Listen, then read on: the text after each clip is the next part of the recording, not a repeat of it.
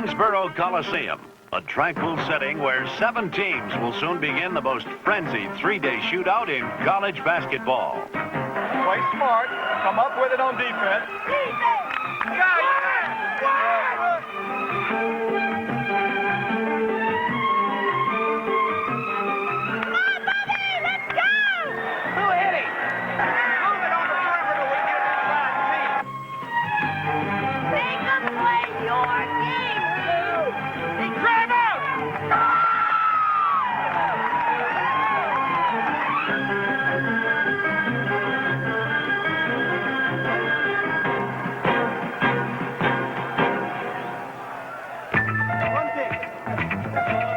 Next to the ACC tournament crown, the most coveted object during these 3 days in March is a thin strip of cardboard. A ticket grants its owner the opportunity to be a part of the ACC's finest hour. And some of its most avid fans go to great lengths trying to get in. We've had a lot of people who've resorted to a lot of trickery trying to get tickets to this tournament. We have had people show up at the gate disguised as telephone repairmen and wanted to get in saying that they had a certain job to do in the Coliseum. We've had one young man who said that he wanted to be a sports writer, and he felt that if we let him into the tournament that he would be able to associate with people that would help him and later probably get him a job. We had one occasion where 3 people showed up at the gate wearing the garb of a priest and said that they were supposed to come in to sit on the bench of one of the teams. Anyone will try anything to get a ticket to the Atlantic Coast Conference tournament. What is it that causes anyone to try anything to get a ticket for the ACC tournament? It's exceptional basketball played at fever pitch. 7 teams going all out to survive 3 days of furious competition. As the 1977 Atlantic Coast Conference tournament opened, bench strength and strategy would be the keys in the quest for the crown. North Carolina had edged Wake Forest and Clemson for the regular season championship. NC State had experienced the inconsistencies of youth, while Maryland, Duke, and Virginia were hobbled by injuries. But previous records have little meaning now. Each team has a second chance. The ACC tournament gives them their shot.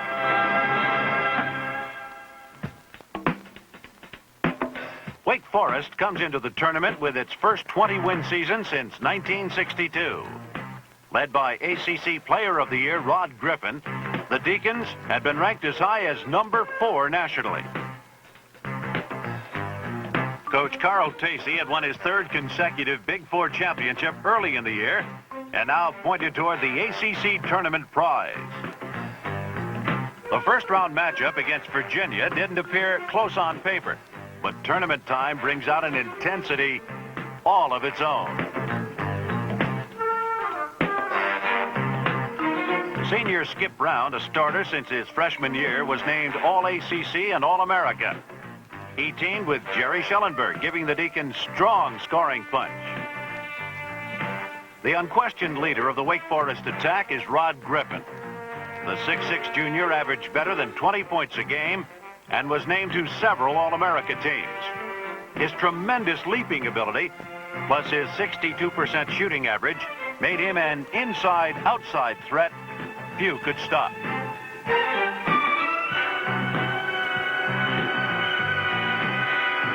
Coach Terry Holland's Virginia Cavaliers engineered the most startling upset in the history of the ACC tournament play a year ago, when, as the 6th-seeded team, they surprised everyone, winning it all. With all their big men healthy, the Cavaliers' size and strength underneath is a key factor in their attempt to repeat.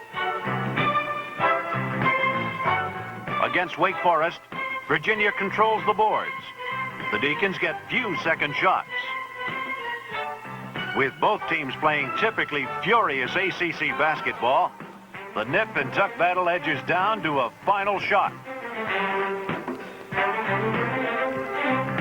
Virginia ball. Can they do it again? 6 seconds. 5, 4. Mark Ivoroni takes it. Virginia does it again. While Wake Forest will receive a bid to the NCAA tournament, the amazing Cavaliers have upset their 4th consecutive nationally ranked ACC tournament foe and claim a spot in the semifinals.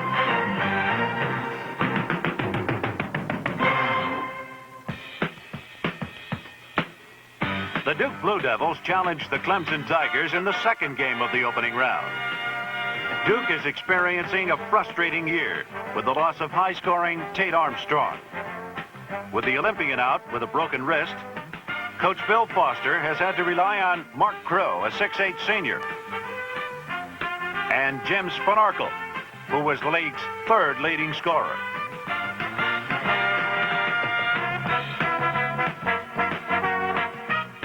Duke's real center of attention is 6'11 freshman Mike Jaminski. A high school All-America, Mike skipped his senior year because of an advanced academic program. Only 17 years old, he showed the poise and know-how of a veteran and was named ACC Co-Rookie of the Year, sharing the honor with NC State's Hawkeye Whitney.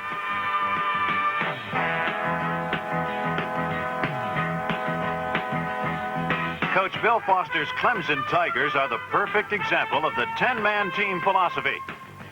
Besides possessing the ACC's top rebounder in 7'1" Wayne Tree Rollins, Clemson's bench strength has led the Tigers to their best season ever and placed them 18th in the national rankings.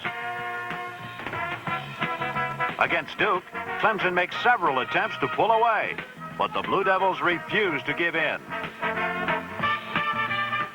The eventual difference in the game proves to come from a most unlikely source: the foul line. Stan Rome hits 9 of 10, and Colin Abraham is a perfect 8 for 8. Duke had played hard and continually battled back to keep the score close. But Clemson's depth and foul shooting accuracy was just too much as the Tigers won the right to meet Virginia with their 82-74 victory.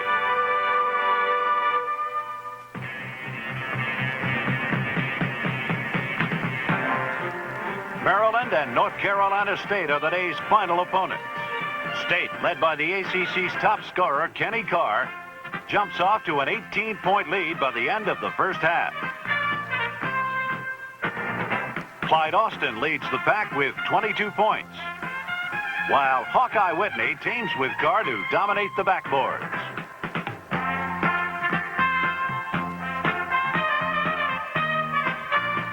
Lefty Drizel's Terrapins have been unpredictable all season. With Olympian Steve Shepard slowed by injuries, junior Lawrence Boston takes over scoring leadership. Brad Davis, also a junior, directs the attack. Freshman JoJo Hunter hits for 16. Shepard, the only senior on the roster of either of these two young gifted teams, performs well with limited playing time. The State-Maryland battle turns into a showcase for some of the finest young talent ever to join the Atlantic Coast Conference.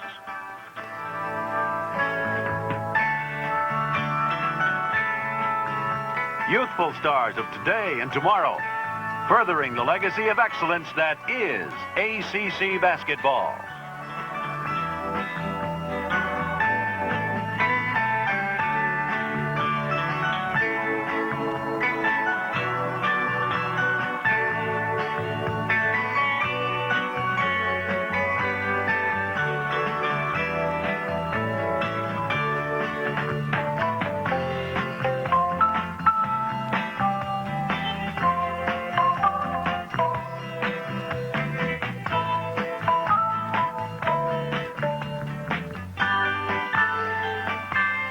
State's relentless drive and hustle keeps them out in front the entire way as the Wolfpack wins 82-72, earning a spot in the semifinals against North Carolina.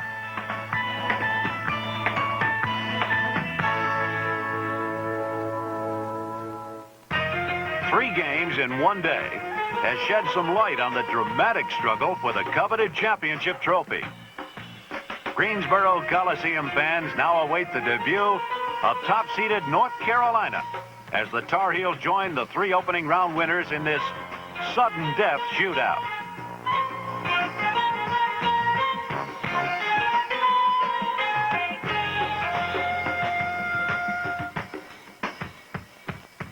They're really going to help work. North Carolina, the regular season champions, winners of 9 in a row before the tournament. The team to beat for the ACC championship. Really hustle the D. That was so for that time. Go. Now get to work. Go. Get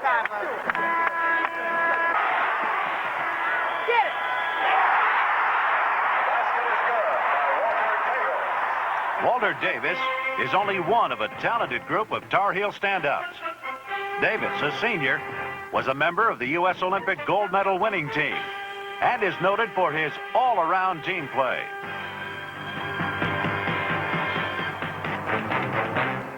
Phil Ford, an Olympic teammate with Davis and Tommy Lagarde, is the man who's made the Heels click for the last 3 years. The All-America is the nucleus of Coach Dean Smith's offensive patterns. North Carolina has to do without the leadership of senior center Tommy Lagarde, who is out for the year with a knee injury. And it's up to freshmen like Rich Yonaker and Mike O'Corin to try to fill the void.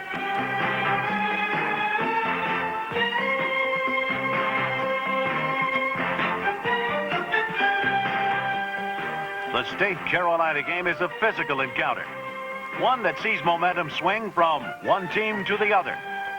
State takes a quick lead but falters under a Carolina comeback.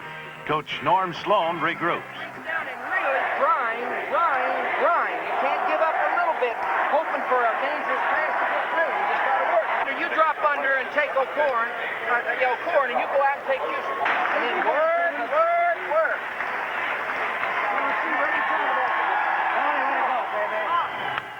Sloan's message gets through, and the Pack again takes command. All-Conference Kenny Carr plays both ends of the floor with purposeful intensity. Yet, even with its hot shooting, State cannot pull away. The reason is total team effort by the Tar Heels. This rough and tumble play is a perfect example as all 5 Carolina players handle the ball.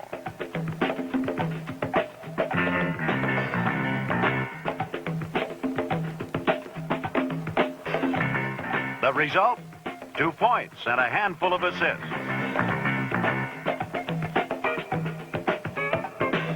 Now it's Carolina's turn to get hot. The Pack can't buy a basket, and the surging Tar Heels go on a 14-2 scoring spree.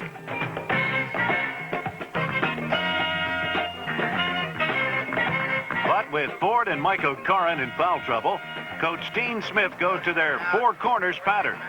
It's our ball game. They have to come to us. They're going to try to foul now. So protect a little bit. The 4 corners, a North Carolina trademark.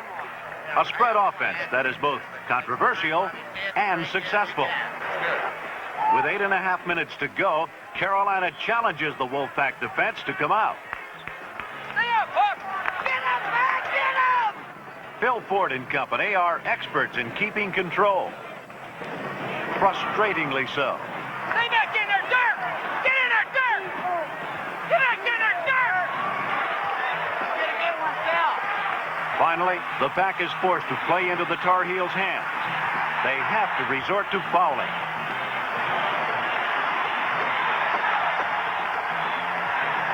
Down the stretch, Carolina makes 11 of 12 foul shot attempts.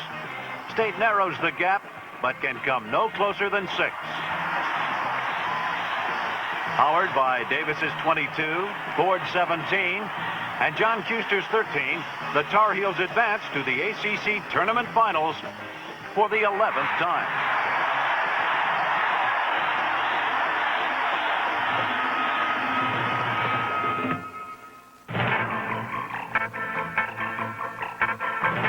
Virginia will have to take the Tiger by the tail if it hopes to pull off yet another implausible upset. Clemson's goal all year has been the ACC Tournament Championship. The Tigers are forced to play catch-up in a first half of physically jarring action.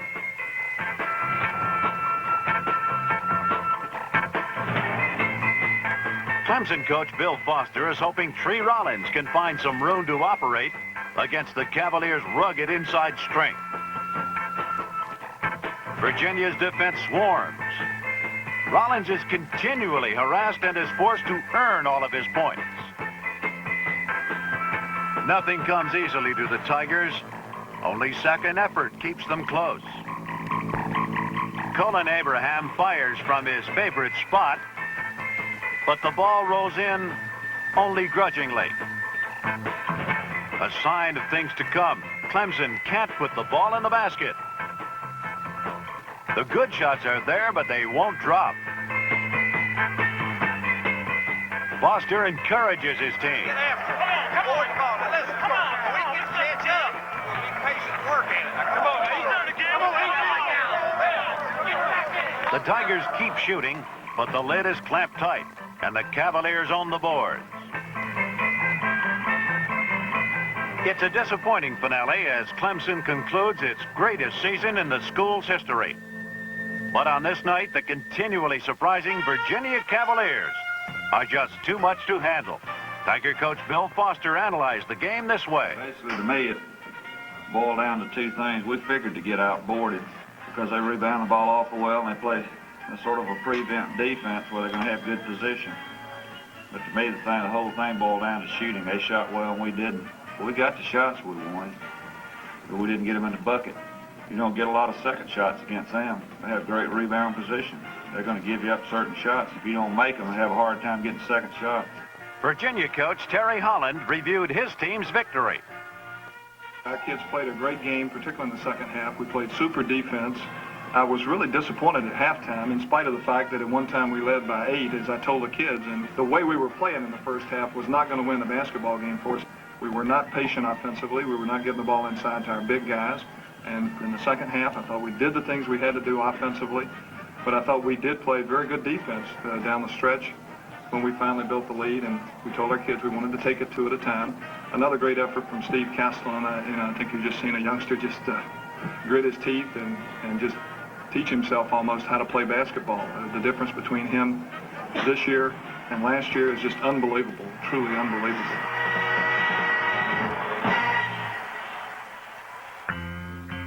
After 200 furious minutes of the most hotly contested basketball in America, after 7 teams have again hustled beyond expectations, it will be Virginia and North Carolina playing for the coveted championship.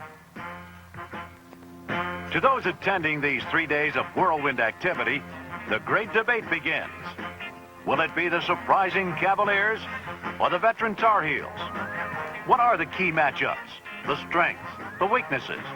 It's nearly impossible to find a motel room anywhere in Greensboro that the subject isn't ACC basketball and the crucial championship game. And to avid Atlantic Coast Conference fans like these, talking about the big game can be as enjoyable as watching it. Virginia could have lost their cool because that was a defense. But you don't find as many like Alvarone, Castellan, and Fulton that can handle the ball. Put it on the floor. How big are they? Big boys. They're big. I mean, by that 6'9", 6'10", 6'11", and they can handle the ball just like little people can handle it. Points, they come from the inside. You got to get that ball inside too. These big men. Right. But Carolina's got these old vets and it's smooth, easy going. I think they'll take care of that. They move the ball, I think, a little faster than Virginia, and I think that quickness is going to do it. I was very impressed with Virginia, but I think Carolina's going to take them tonight because of the overall depth that they have. I think as far as the key for Virginia is controlling the tempo. They've got to control it. Walter Davis is a key to the situation. But the 3 big men up front, how well Langlow is, a lot of things are going to enter into this thing. Just because Carolina wants it real bad, Hank, don't mean they're going to get it. No, but 2 things that Carolina always wants to do each year: beat Wake Forest. Win. The talking is over. The ACC Tournament Championship game is here. To win it is the driving ambition in each and every ACC player. This year's championship takes on added significance because it's a rematch of last year's finals at Landover, Maryland, when 6th place Virginia won its first ACC title ever and bumped the heavily favored Tar Heels out of the NCAA Eastern Regional berth. Can it happen again? Is a very real question in the minds of every ACC player and fan in the Greensboro Coliseum. The Cavaliers have a 5-0 tournament record against nationally ranked opponents. Could the 4th-ranked Tar Heels be number 6?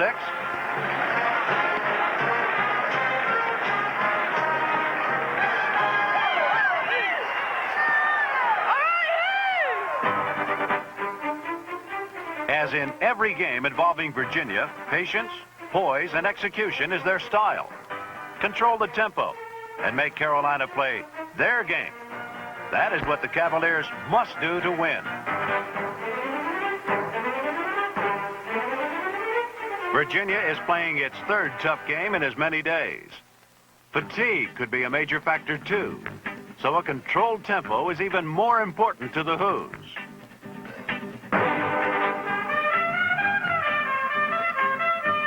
Outstanding performances are needed again from Steve Castellan, Mark Ivoroni, and the other inside Virginia players. The importance of the Cavalier big men was emphasized to a national television audience by sportscasters Billy Packer and Jim Thacker. Board on Billy Langloh. Langloh is slowed down by 2 bad ankles.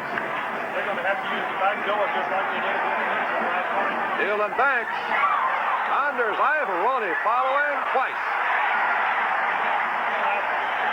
I tell you, when you have 2 guards all the way at half court to stop the break, a lot depends on Ivoroni and Castleman inside. With all ACC, Walter Davis on the bench with a broken finger and Lagarde unable to play, the offensive burden rests on the backcourt combination of John Kuester and Phil Ford. Kuester also produces under pressure, scoring 2 of his 14 points. But Virginia stays close by perfect foul shooting and strong board work.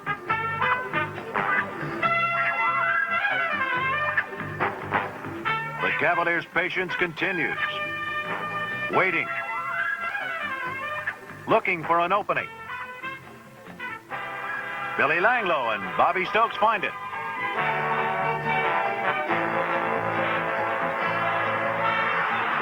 At the half, it's Virginia by 1. Forcing the Tar Heels out of their usual flowing offense, the Cavaliers have controlled the pace. The question isn't, can it happen again? Now it's, can it keep on happening?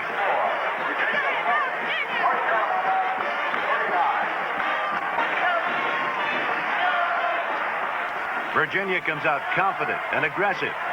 Carolina puts on a brief surge, but the Hoos come right back. Mike Owens, playing brilliantly, gets open. The Cavaliers keep it going and begin to build a lead.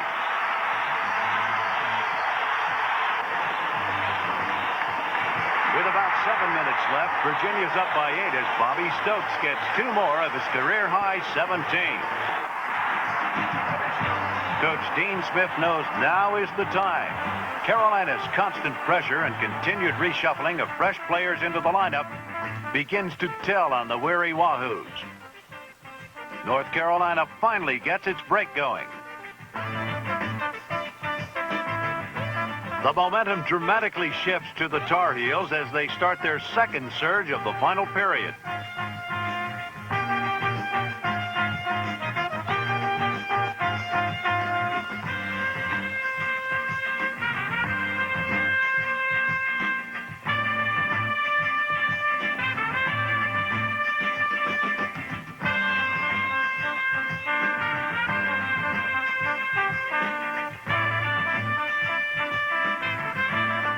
In a 5-minute and 20-second stretch, Carolina outguns the Cavaliers 15-1. Pressure tells on Virginia as they literally appear to run out of gas.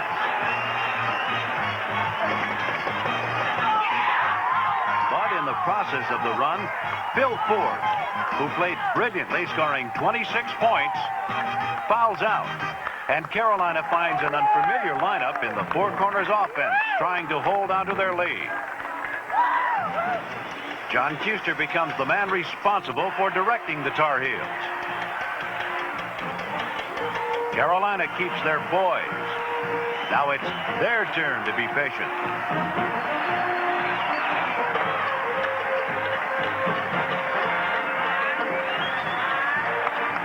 Freshman standout Mike O'Corin gets 2 of his 21. With little time left, Virginia must foul. By this time, Custer is the only regular season starter left on the floor, and he confidently encourages his less experienced teammates. Freshman Rich Schoenecker seems unaffected by the pressure of last-minute foul shots.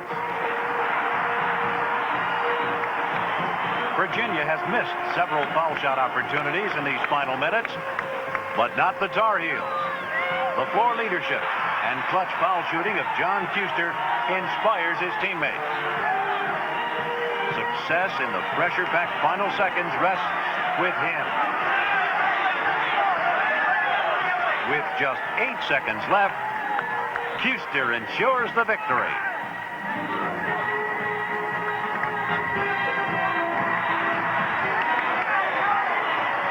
Regular season champion North Carolina claims its 6th ACC tournament crown under Coach Dean Smith. Perhaps most impressive is the fact that they did it without Tommy Lagarde, their starting center. They did it without Walter Davis, who had made only a token appearance in this championship game. They did it without Bill Ford and Mike O'Corin in the lineup in the final minutes. They did it behind the clutch performance of a senior who played in the shadow of the other Tar Heel stars all season. And now for the winner of the Everett Case Award, which is presented to the player voted by the head coaches as the most valuable player in the tournament. This year, a senior from Richmond, Virginia, John Custer.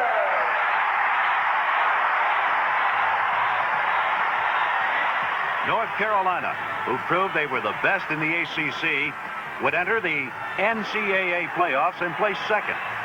Truly a fantastic finish for a tremendous Tar Heel team. Well, we've come to the end of another great Atlantic Coast Conference basketball tournament. First time in the history that a last place in-season team met the in-season champion. Great basketball game, great performance by tremendous young people. We're all so tremendously proud of. We look forward to next year because so many of these fine young players will be back. We'll see you then.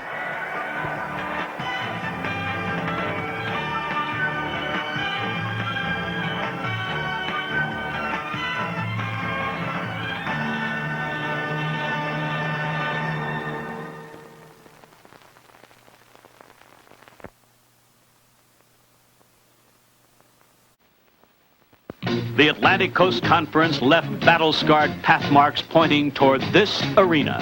But 7 basketball teams and their devotees were anxious to embrace the challenge waiting inside. For here were the unpredictable days of March, when it was no longer good enough to say you were the best. You had to bone up and prove it. I hope the Tar Heels will win. Carolina all the way. If Duke will win it all. I'd like to say Maryland. I think we can, if we play together, we can outmatch anybody in the conference. I hope to see State win. It's just exciting basketball.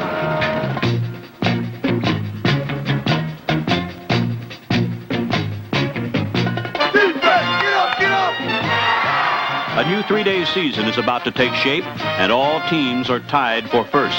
That's the way it is when they tip it off for the 1979 ACC basketball tournament.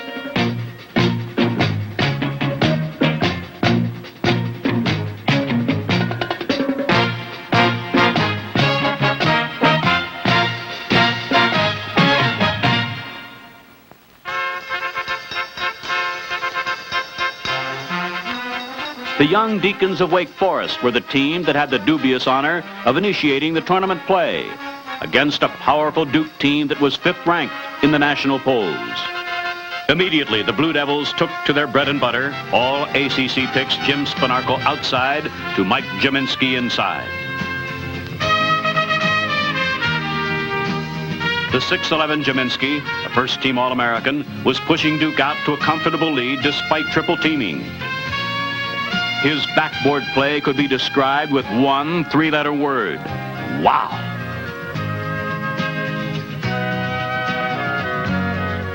What Carl Tacey's Wake team was lacking in experience, they made up in sheer desire and raw talent. The dividends of such fortunes were beginning to pay off.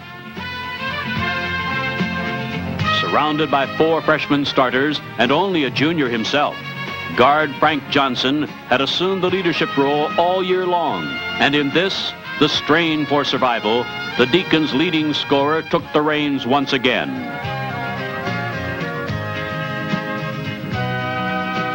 The manner in which he pushed the ball up the floor and his 8 assists ushered out to his youthful compatriots cut into Duke's one-time 14-point lead. Wake got the score close, and just when it looked as if they would forge in front, their shots clanked roughly off the iron, and the ball skid slippery through their hands. Still, with 40 seconds left in the contest, the Blue Devils were now paving their shots with bricks, and the Deacs trailed by only 2 points. Duke's Bill Foster nervously paced the sidelines, for he knew that Wake had a chance to tie. The clutch try went to Alvis Rogers, the ACC's only double-figure rookie scorer, who swished a 20-footer through the small round opening and gave Deacon fans that ray of hope they had been searching for: an upset. Only seconds remained as Jim Spanarkel tossed up a long possible tiebreaker. He was fouled in the act of shooting and would get 2 from the charity stripe. Time was on his side, but Bill Foster was well aware of the fact that Spanarkel had missed his last 3 free throws.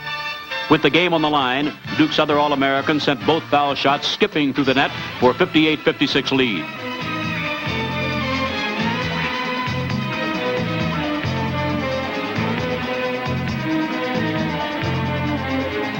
One second on the clock was left as Alvis Rogers launched a half-court prayer that barely fell amiss and pushed Duke into the semifinals.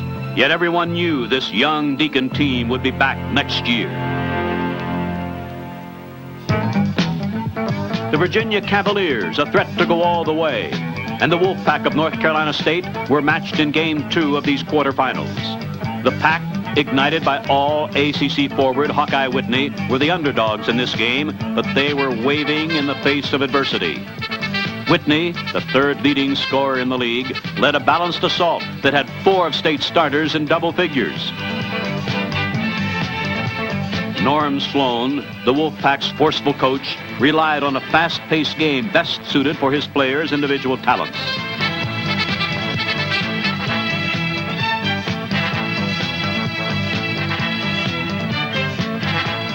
This, coupled with the fact that Virginia went over 9 minutes without a bucket, left NC State firmly in command. But all the celebrations seemed a bit too premature for Terry Holland and his Wahoos as Virginia began to slice deeply into State's lead. Much of the credit belonged to the ACC's leading scorer, swingman Jeff Lamp. The brilliant sophomore averaged better than 23 points a contest, and his passing prowess was equally adept. A human whirlwind, Lamp's free-flowing moves earned him ACC first-team honors.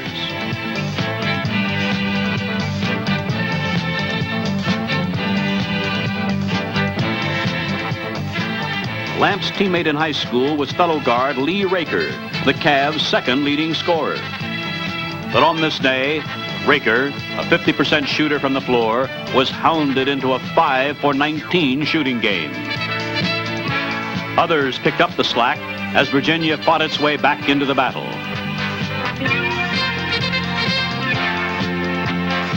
It was now up to Norm Sloan to put the Pack back on the right track. and he did it with the likes of senior forward Tiny Pinder, who sealed the victory with 12 points from the foul line and some awesome antics on the fast break.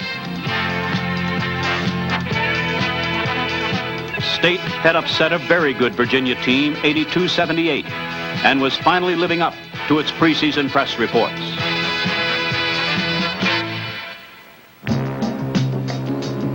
The third and final game of the day featured a battle royal between Terps and Tigers. In order to have a good chance at capturing a victory, Maryland would need point production from their #1 scorer, Ernest Graham, who had been in a shooting slump, but he couldn't have picked a more opportune time to bust loose. Dutch Morley, a freshman guard, had been injected into the lineup by Maryland coach Lefty Driesell midway through the season, and his 12 assists would be cited as one of the best passing games the ACC tournament had ever seen, especially when he flipped the ball to freshman Buck Williams.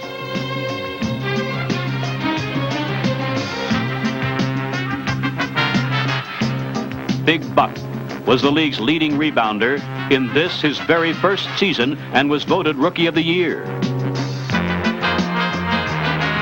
With Williams and his teammates hitting 9 straight baskets, Maryland coasted out to a 15-point lead. But as had happened in the 2 previous games, lightning struck a third time, and Clemson turned on the afterburners with their hard-charging determination.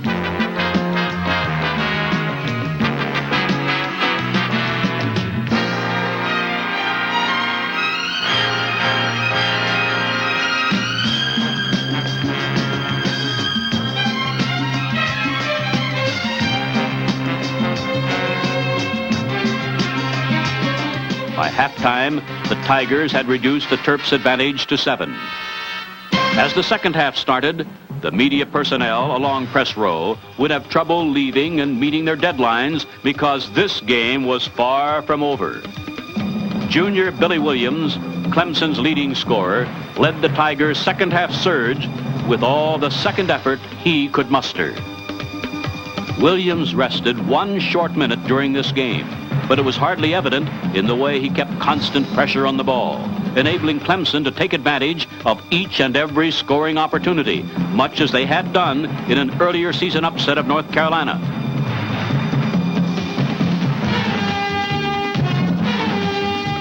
But Tiger coach Bill Foster knew the key to the game lay in the hands and legs of John Campbell, the biggest man on the floor at 6 feet 10 inches.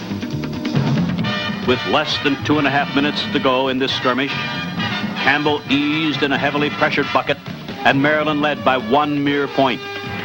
Turnovers in the closing minutes tumbled the Tigers as the Terrapins let Ernest Graham do his thing. Graham's reverse dunk sealed Clemson's defeat and caused the Maryland crowd to toot their trumpets. The Terps had beaten Notre Dame when the Irish were #1, and beaten Duke, another #1 team. So as the first day's games came to an end, Maryland took its rightful place alongside 3 of the ACC's finest and awaited their next contest with the tournament's top seed.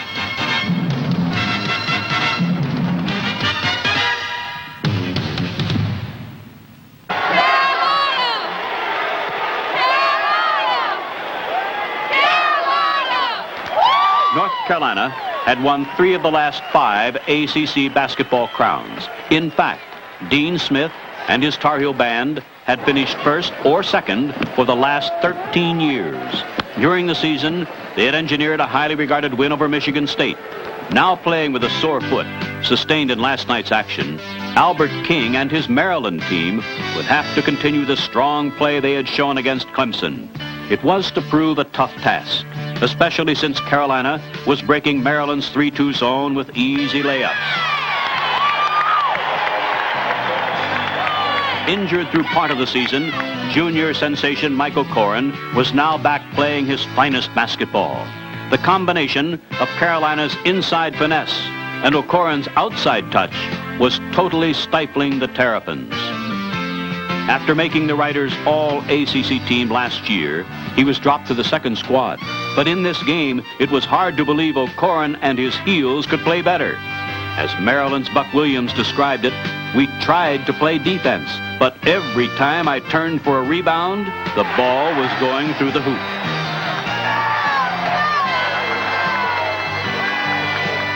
Maryland was able to work the ball down low. But an incredibly stingy rim saw to it that the Terps shot a paltry 24% in the first half. The one-man effective for Maryland was senior center Larry Gibson, whose soft touch accounted for 13 points as well as 8 rebounds by intermission.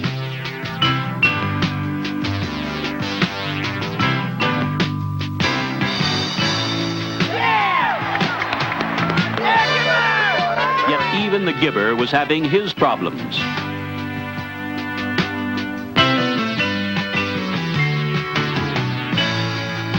In the meantime, Al Wood, the Tar Heels' top scorer, was aiding Carolina to a 59% first half shooting mark. At the end of 20 minutes, the signs of a Tar Heel tantrum were registered on the Greensboro Coliseum scoreboard. After intermission, Maryland tried a full-court press, but the man assigned to break it, Dave Colescott, wove his way deftly through the Terps' pressure cooker and scored with nary a second thought.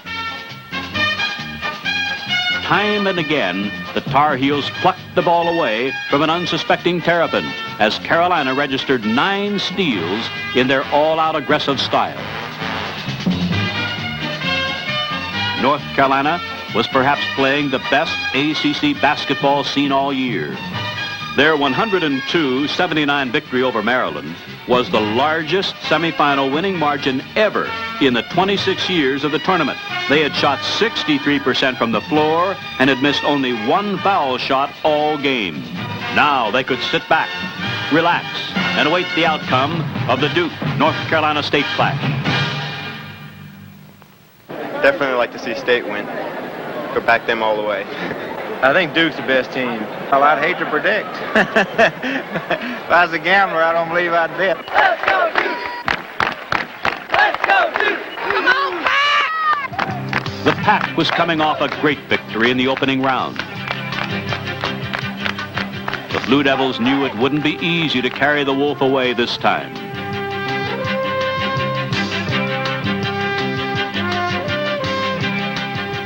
Duke had been the runaway choice to win the ACC title this year after they had finished second in the nation last season to a strong Kentucky squad. All-American Jim Spanarkel had always risen to the challenge. In this contest, he was simply being Jim Spanarkel, burglarizing the ball and causing the Blue Devil supporters to beam with his accolades.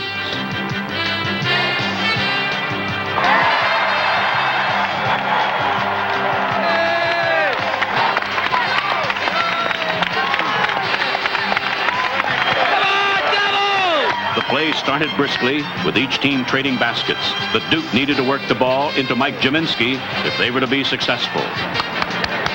Challenge that post, Mikey! Oh, Mike, Well, Mike, that's what everybody wants to hand around him, man. Bob Bender was supplying the support from outside. And though he moved magnificently here, these 2 points would be the only bucket Gene Banks would score. Plagued by misfortune through most of the season, NC State was playing some of its best basketball, especially since Clyde the Glide Austin was soaring. See, the more we keep them on defense with this score tight, the tighter they get. The more it just eats them up. It eats them up. And really back off in there. And then if somebody looks like he's going to shoot, dart at him and then stay back. Because see, if you're back in there, they can't slide one of those guys through the middle of the lane and put you in good rebound position. Playing beautiful. And they continued their beautiful play. If one Pack player missed a shot, there was always someone just around the corner to follow, or someone to badger the ball, and hustle to no end. NC State was playing up to its enormous potential. Even with a severe sprain on his shooting hand from last night's action, Hawkeye Whitney was, as always, the Pack's main man. Come on, Jimmy! Hawkeye really has a hurt hand. No! That was a dream we heard already.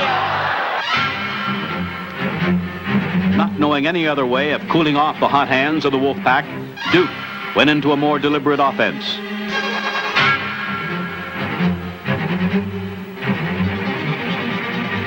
But the Blue Devils gave up the ball and put Hawkeye Whitney on the line with a chance to tie the game. Whitney's 2 free throws evened the score at 55. But an alert Gene Banks quickly took the ball out of bounds and sent a long-distance missile to Jim Spinarco, who was fouled on the play. Spinarco had to leave the game with an eye injury, and in came reserve senior guard Steve Gray to shoot the foul. Gray calmly tickled the strings and sent the Blue Devil throngs into ecstasy. Duke had escaped with a hard-fought 62-59 victory in what Pack coach Norm Sloan called an almost perfect game by 2 teams. For Bill Foster's Duke team, it was on to the finals. For North Carolina State, their dream bubble had finally fallen.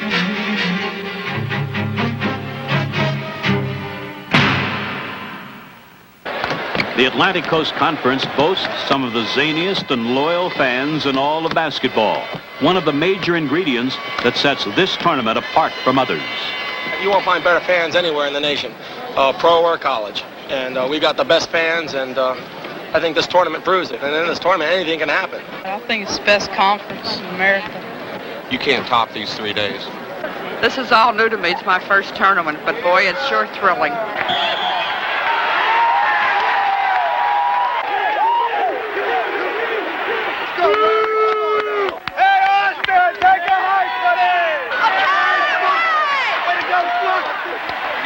Buck! Got killed now! Get up, get up! Yeah! Let's go now! If you notice us during the game, we're the craziest fans around. I mean, there's no one who can top us. We're the best. The best basketball team will be decided tonight on the hardwood floor as Carolina and Duke take part in one of the biggest sporting events of the year.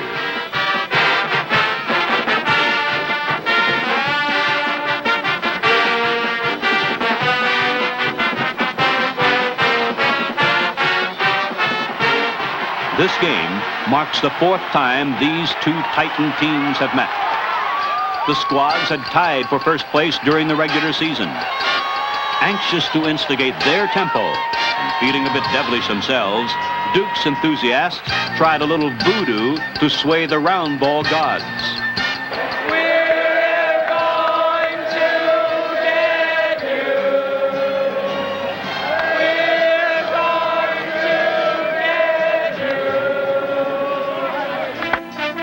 The spell worked, at least temporarily, as Duke stuck pins into their Tar Heel dolls and drew first blood.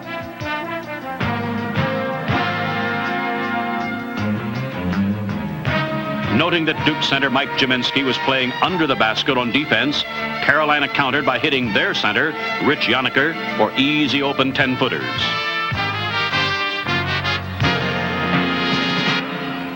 When the Heels had the fast break, they managed to find the open man. This time, it was the sure, long shooting stroke of Dave Colescott. Carolina continued to paint a bleak picture for the Blue Devils, forcing Duke into turnovers. But Dudley Bradley's miss here seemed to spark the Devils' flame, especially Gene Banks' fire.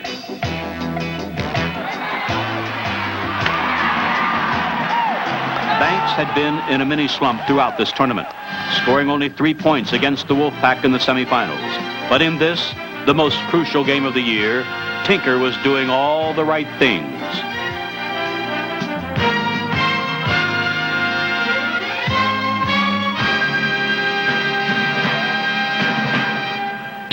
Still, Bill Foster had reason to be concerned. His team began to miss easy shots en route to an 8 for 24 shooting half. And the Tar Heels were converting each fumbled rebound into a basket of their own.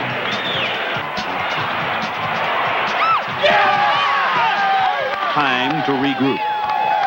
But listen, don't let them get into their real good motion of their offense now. You see what I mean? Don't play back and let them pass and pass. There's no way they'll have a turnover, is there? We got to force mistakes now, and that means good pressure harassing defense. That's what we got to do. You're going to Trubisky every time against the man and the zone. Mainly the man. You do not, you stay off Carroll. You just wave at him, let him penetrate, and everybody... Even though Carolina effectively held Jaminski to one basket in the first half, they couldn't keep him from getting the ball to his teammates. Duke seemed to be pulling their running game out from the cobwebs, but Dudley Bradley, Carolina's senior guard, appeared and worked his own devilish magic, while all ACC Al Wood completed the spell.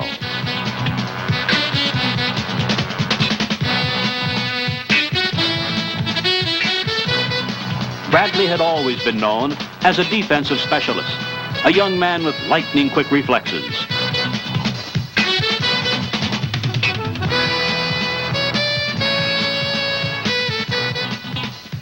As Dean Smith watched his team scurry for offensive rebounds, only to fail in an attempt to put the ball in the hoop, it was Dudley Bradley who flew out of the rafters to give Carolina a 6-point margin at halftime.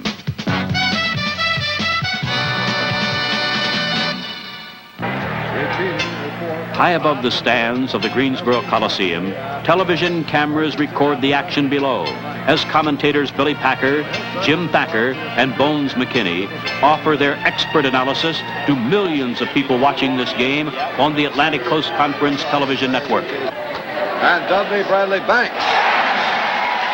North Carolina sets it up and draws first blood of the second half. 33-25, equaling the longest. 8 points down with less than 20 minutes left in this championship event, Duke, with their last chance at hand, was furiously making Carolina scrape and fight for everything they got.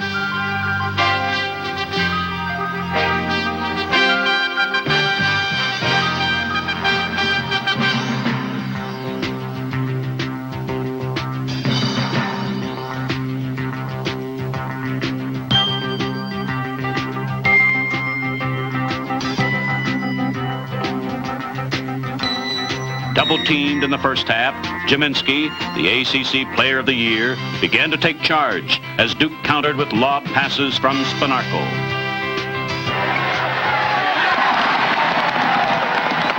Get him, Big Mike!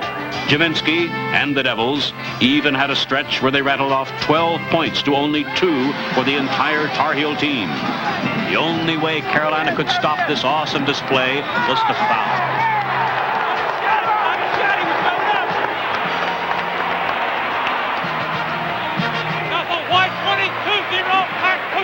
John Harrell, playing in place of Bob Bender, who was at that very moment being operated on for appendicitis, got the Devils running, and Jim Spanarkel pocketed 2 of his 13 points.